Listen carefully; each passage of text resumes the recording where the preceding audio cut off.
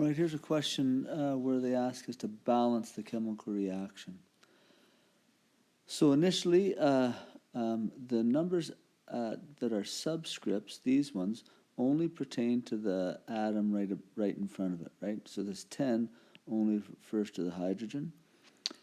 But numbers that I put out front apply to both things behind, sort of like the distributive property in math. Anyway, so here I see I've got 4 carbons. So if I'm tallying up carbons, so I'll put carbon. There's lots of different ways to balance it, but I'll maybe put a carbon here, a hydrogen, and oxygen. Those are the things I need to balance. So on the left side, right now I've got 4 carbons. On the right side, I only have 1 carbon. That's like C1O2. Usually we don't put the 1 in though. So I have 1 carbon. Let's look at hydrogens. I got 10 hydrogens on the left side and 2 hydrogens on the right side. Oxygens, 2 on the left side, and on the right side, oh, I got 2 places to get hydrogens. I got 2 from here and 1 more from there. So I have 3 oxygens altogether.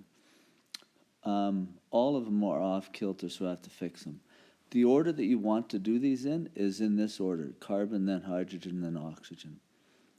Okay, first off then, so I see that I've got 4 carbons. So initially what I'm going to do is put a 4 here. I might change that later. Well, I will change it later, depending on how things go. But for right now, I'll put a 4 there. So by putting a 4 there, that changes the 1 to a 4. So my carbons, I'm happy. Now let's look at hydrogens. I've got 10 here. I only have 2 here. So if I put a 5 out front, then that'll give me 10 hydrogens on the right side too. I'm happy there.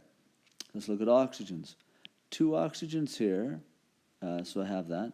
And then over on this side, now because I put these coefficients in front, now all together I have to multiply these. So 4 times this 2 gives me 8 oxygens here.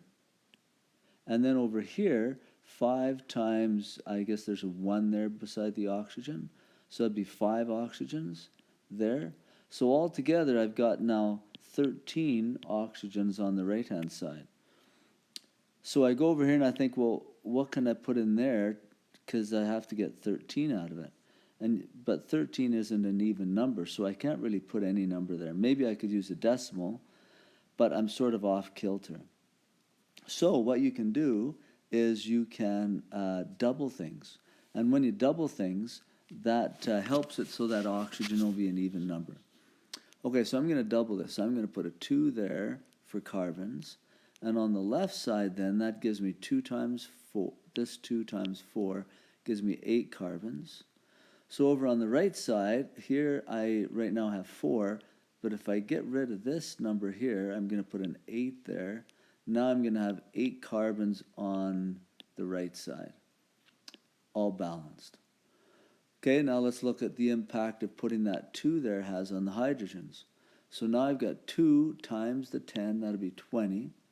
So I've got 20 hydrogens on the left-hand side. So over on the right-hand side, I've got to change this 5 to something to give me 20. Since there's a 2 there, I'm going to put a 10 in front. And 10 times 2 gives me 20. So now I've got 20 hydrogens on the right side. Hydrogens all balanced. Now let's look at oxygens.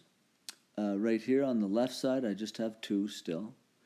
But on the right-hand side, let me get rid of what I had before there. I've got 8 times that 2 gives me 16 oxygens from the carbon dioxide.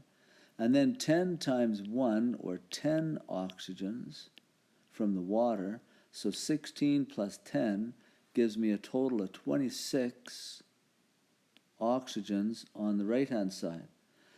So now I've got to figure out what number I need to put in there in order to get 26. Since you have to multiply that number by 2, you just take your 26 and divide it by 2, and that gives you 13. So 13 times 2, this 13 times 2 gives me 26 oxygens now on the left-hand side, and now everything's balanced. Hopefully that helps you with balancing butane.